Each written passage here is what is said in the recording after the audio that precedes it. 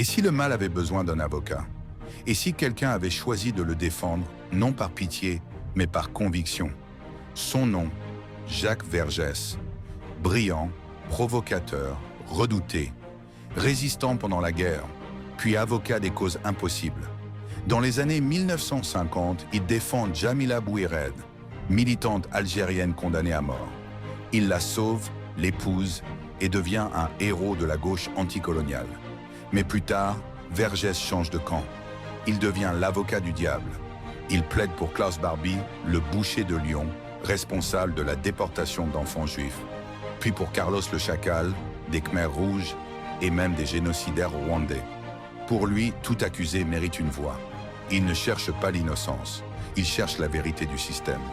C'est ce qu'il appelle la défense de rupture, retourner le procès contre le pouvoir. Et puis un jour, il disparaît. 8 ans, sans un mot, sans trace. Certains disent qu'il vivait caché en Asie, d'autres qu'il travaillait pour des services secrets. Personne ne saura jamais. En 1978, il réapparaît comme si de rien n'était. Reprend sa robe, ses procès, ses scandales. Toujours fidèle à une idée, même le diable a droit à un avocat. Et ironie du destin. Jacques Vergès meurt en 2013 dans la maison de Voltaire.